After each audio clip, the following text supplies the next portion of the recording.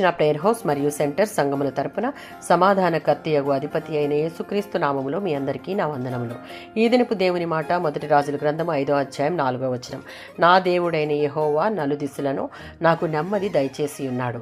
మొదటి రాజుల గ్రంథం 5వ అధ్యాయం 1-5 వచనాలలో దేవుని మందిర నిర్మాణం కోసం సామాగ్రి సేకరించే సమయంలో దావీదు తూరు రాజైన హీరాముతో మంచి స్నేహ సంబంధాలు కలిగి ఉన్న కారణాన వస్తు సామాగ్రి కొనే విషయంలో సొలొమోను ప్రయోజనం పొందాడు.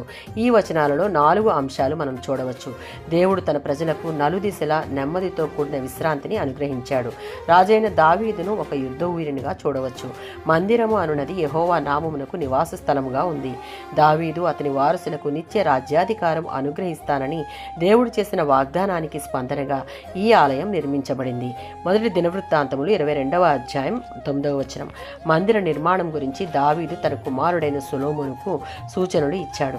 దావీదు వ్యక్తిగత యుద్ధ చరిత్ర, రక్తము నేల మీద ఒలికించడం వంటి కారణాలు మందిర నిర్మాణకునిగా ఉండడానికి అతనిని అనర్హుడిగా చేశాయి.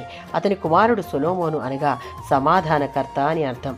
దేవుడు సొలొమోను చుట్టూ ఉన్న శత్రువులందరినీ తోలివేసి అతనికి సమాధానమును నెమ్మదిని ఇస్తానని వాగ్దానం చేశాడు. 72వ సంకీర్తన 7వ చరణం. ఈ కీర్తన రాజైన సొలొమోను రచించాడు. అతని పరిపాలన న్యాయమైనది, సమాధానం కలది, దుర్మార్గాన్ని నాశనం చేసేది, హింస పొందుతున్న వారికి, అవసరంలో ఉన్నవారికి విడుదల కలిగించేది. దీనిలోని చాలా వచనాలు యేసుక్రీస్తును, ఆయన పరిపాలనను, అందులో ఇమిడి ఉన్న అంశాలను సూచిస్తున్నాయి.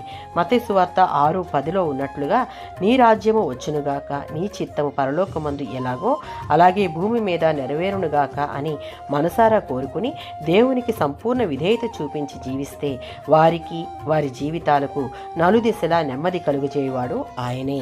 ఆమేన్.